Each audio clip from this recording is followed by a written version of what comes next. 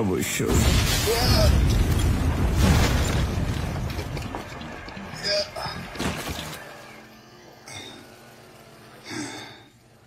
তুই হেরে গেছিস। তুই নিজের হাত ছাড়া লড়তে পারবি না। তো কি বলছিস টেনজি? তোর মৃত্যুর আগে গ্র্যান্ডেডের কাছে ক্ষমা চা।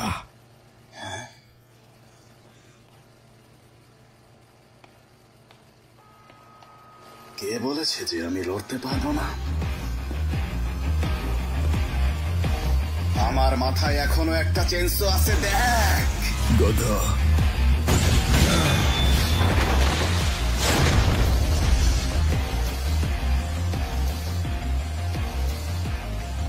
আমার গ্র্যান্ডড্যাড তোকে কখনো শেখায়নি কি কখন লড়াই বন্ধ করতে হয়। ওনার কাছে ক্ষমা চা আর তুই সহজ মৃত্যু পাবি।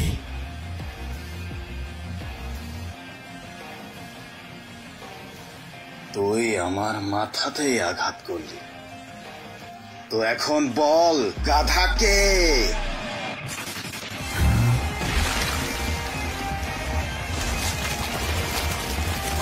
তোকে তোর গুরু শেখায় নাই নাকি টেবিল হান্টারদের কথায় ভরসা করতে নেই? এখন একটু চোখ খুলে দেখ।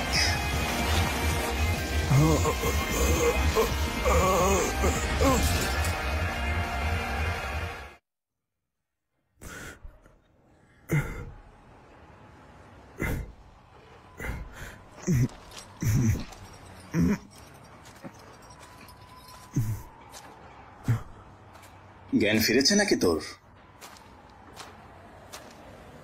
তুই তো পুরোপুরি আমার মতোই রে ভাই। আমি তোর হাত থেকে কাটানা বের করলাম আর তোর শরীর আবার জ্বরে লেগে গেল। তোকে তো আমি জীবিত রাখবো না। হেরে গেলে মানুষ এমনটাই বলে। পুলিশদের দল এখানে আসতে একটু টাইম লাগাবে। আর সত্যি বলতে আমার মন এখনো ভরেনি। মন যাচ্ছে যে তোর সাথে আমি আর একটু খেলি। হারামজাদা, তুই হিমেনকে মেরেছিলি তাই না?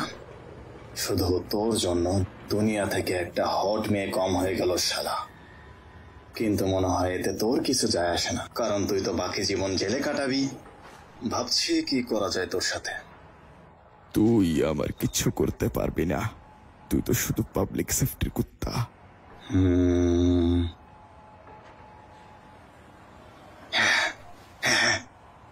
চল একটা গেম খেলি। কোন গেম?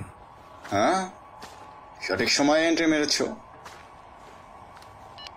ডিভিশন ফোর্স থেকে হায়াকাওয়া বলছি। টার্গেট ক্লক টাওয়ারের সামনেই, রেল লাইনের উপর আমাদের হেফাজত হয়ে আছে। ব্যাকআপ চাই।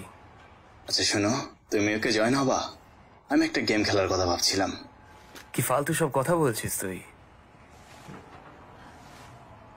এই হারামজাদাটায় হিমেনকে মেরেছিল, তাই ভাবছিলাম একটু বদলা নেওয়া যাক। এই জন্যই আমি গেমের কথা বলছি।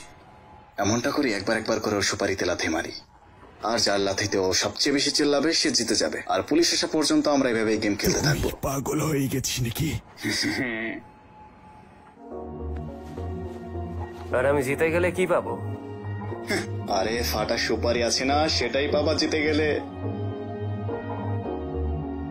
না, থামো থামো, এমনটা করো না।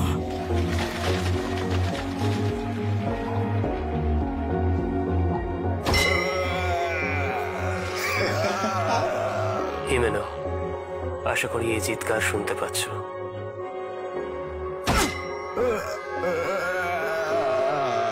এই শব্দ মুখরতা তোমার জন্যই।